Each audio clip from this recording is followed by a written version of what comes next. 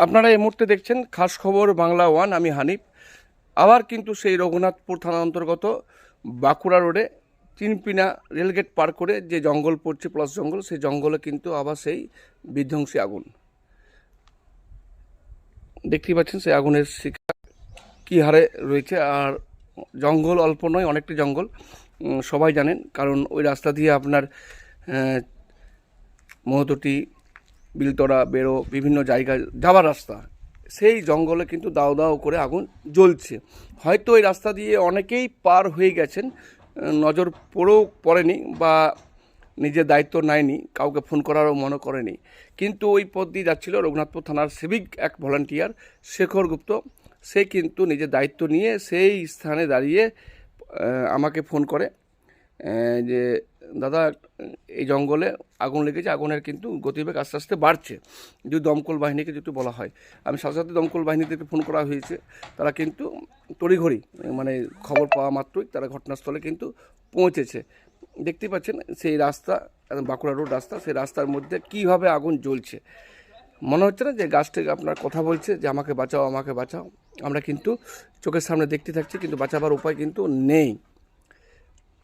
এটা একদিন নয়, দুদিন নয়, এটা কিন্তু চলেই আসছে। আবার শুনুন, আপনার আবার শুনলে দুঃখ খারাপ লাগবে।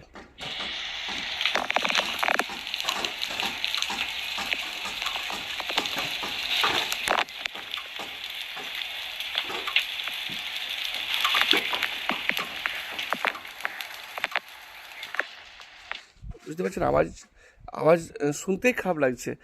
একদিনে একটা নয়, দুটো নয়, তিনটে নয়, 7-7টা ঘটনা এক এক দিনে ফায়ার হয়ে থাকছে বিভিন্ন প্রান্তে, কাশীপুর, রঘুনাথপুর, আদ্রা, বিভিন্ন চেলিয়ামা রোড, বিভিন্ন জায়গায়, কখনো জঙ্গলে, কখনো খামারে, কখনো ঘরের পাশের জঙ্গলে।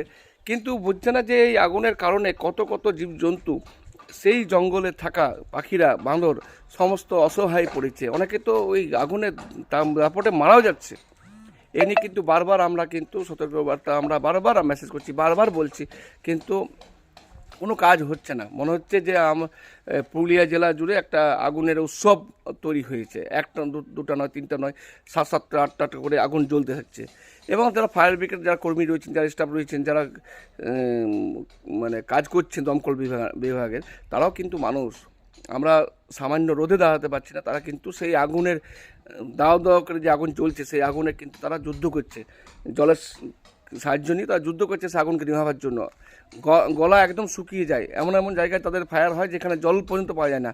সে ফায়ার ব্রিগেড অফিসারদের অনেক মানে ধন্যবাদ, অসংখ্য ধন্যবাদ, যে তারা এইভাবে তড়িঘড়ির মধ্যে ঘটনাস্থলে পৌঁছছে। দেখতেই পাচ্ছেন এটা বাঁকুড়া রোড, আশা করছি আপনারা চিনতেই পারছেন।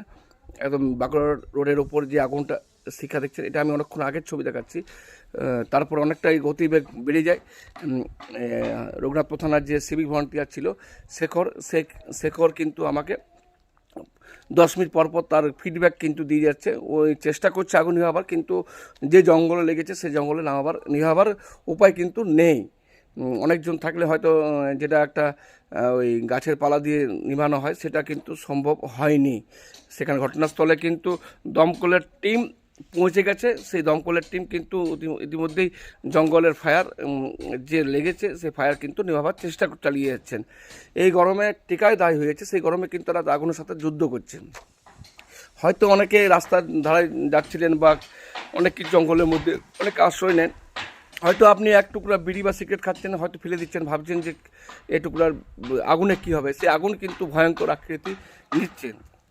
সবটাই যে বিড়ির বা ইসের কারণ হচ্ছে তা নয়, অনেক কিছু কারণে হতে পারে। দমকল বিভাগের যারা কর্মীরা বলছিলেন বিভিন্ন কারণে হতেই পারে, কিন্তু সবগুলো কি বিনা কারণে হচ্ছে তা তো নয়, কারণ তো নিশ্চয়ই আছে। সেই কারণ আমাদের দায়িত্ব সবারই।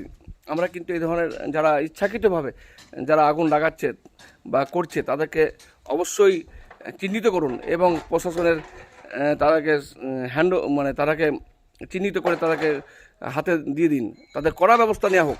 হয়তো এই ধরনের কড়া ব্যবস্থা যদি একজন দুজনকে নেওয়া হয়, তো হয়তো আগুনের পরিমাণ কিছুটা কমতে পারে। কারণ হচ্ছে আজ আমরা গরমে দাপটা আজকে আমরা হাহাকার করছি, আমরা এসি তলে যাচ্ছি, আমরা ফ্রিজে কুলারে তলে যাচ্ছি, কিন্তু আমরা চিন্তা করছি না যে গাছ আজ উধাও। সেই কারণে কিন্তু অবস্থা আমাদের বেহাল অবস্থা রয়েছে। তো আমার খবর সবাই আপনারা দেখছেন লাইভ। তো শুধু পুরুলিয়া জেলা নয়, বিভিন্ন প্রান্তে আগুন কম বেশি দেখা যাচ্ছে। তার মনে হয় বেশি রঘুনাথপুর মহকুমা এলাকায় বেশি দেখা যাচ্ছে।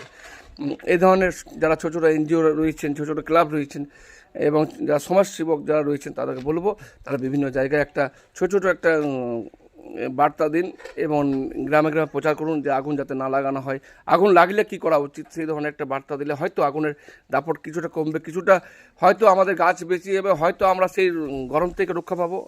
আর আমাদের ছোটো ছোটো যে কীট পতঙ্গ, পাখি, পশু রয়েছে, এই বাঁদর যে আজকে ঘরে ঘরে আশ্রয় নিয়েছে, কী কারণে নিয়েছে? জঙ্গল পুড়িয়ে দেবো, জঙ্গলের খাবার উড়িয়ে দেবো, তো কী করে থাকবে তারা? আসতে বাধ্য হবে। তারাও গরমে ছটফট করছে, কিন্তু আমরা সেই নজর দিচ্ছি না। আমাদের সুখ হলেই সুখ। অবশ্যই এটা সবাই উদ্দেশ্যে বার্তা যে আগুন থেকে সাবধান, আগুনকে নিয়ে খেলা করবেন না। আগুন হয়তো প্রথমে একটু আপনার কাছে মাচিসের তিল্লির মতো হতে পারে, পরে পরে কিন্তু ভয়ঙ্কর আকৃতি নিচ্ছে। দেখতেই পাচ্ছেন এত বড় জঙ্গল, সবাই এক কথা চিনেন। দুলালপুরের জঙ্গল, মধুটি বাস স্ট্যান্ডের ঠিক আগেটাই বাঁ দিকে রয়েছে, তার ভিতরে মন্দির রয়েছে, 108টা মন্দির রয়েছে। সেই মন্দিরের সংলগ্ন এলাকায় কিন্তু এই আগুন লেগেছে। অবশ্যই আপনারা আপনাদের মতামত কমেন্ট বক্সে জানাবেন। হয়তো আপনাদের বিভিন্ন অভিজ্ঞতা রয়েছে যে কীভাবে আগুনকে নিয়ন্ত্রণ করা যায়। আপনাদের মতামত অবশ্যই আমাদের লাইভে শেয়ার করবেন। আমরা সেই মতামত আমরা অবশ্যই তুলে ধরব।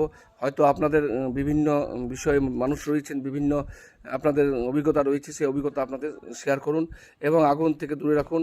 দমকল বিভাগের কর্মীদের অসংখ্য অসংখ্য ধন্যবাদ যে তারা প্রত্যেকটা ফায়ার ঘটনাতেই পৌঁছে যাচ্ছেন তড়িঘড়ি এবং তারা সেই আগুনকে নিয়ন্ত্রণ করছেন। অসংখ্য ধন্যবাদ। অনেক সময় ওনাদেরকে সমস্যায় পড়তে হয়, কোনো বসত বাড়িতে আগুন লেগে গেছে আর সেই সময় কোনো জঙ্গল আগুন লেগে গেছে, তখন কিন্তু তাদের প্রথম মনে হয় কাজ বসত বাড়িকে নেভানো, কারণ হচ্ছে ওখানে জীবনের একটা আশঙ্কাজনক রয়েছে। হয়তো জঙ্গলে আগুনের আকৃতি ভয়ানক হয়েছে, কিন্তু সেখানে তখন কিন্তু তাদের বসত বাড়ি যেখানে মানুষজন বাস করছেন সেই জায়গাটা কিন্তু তাদের আগে লক্ষ্য। তো অবশ্যই সবাই ভালো থাকুন, সুস্থ থাকুন, আগুন থেকে দূরে থাকুন এবং বাচ্চাদেরকে বিশেষ করে আগুন থেকে দূরে রাখুন। বাচ্চাদের হাতে মাচিস রাখবেন না। আর এই ধরনের ঘটনা থাকলে আমাদের নাম্বার বিভিন্ন জায়গায় শেয়ার করা আছে, ফায়ার ব্রিগেডের 4-4টা নাম্বার, সেই 4-4টা নাম্বারে আপনারা অবশ্যই কল করুন। যদি সেটুকু না পান তো নিকটবর্তী রঘুনাথ থানাতে কল করুন। সেই থানার অফিসাররা কিন্তু সেই ফায়ার ব্রিগেডকে ফোন করবে। হয়তো আপনাদের এই তৎপরতা, আপনাদের এই সহযোগিতার কারণে হয়তো আগুনের ভয়ঙ্কর আকৃতি অল্পতেই নিভে যাবে। সবাই ভালো থাকুন, সুস্থ থাকুন, এইটুকুই কামনা করি।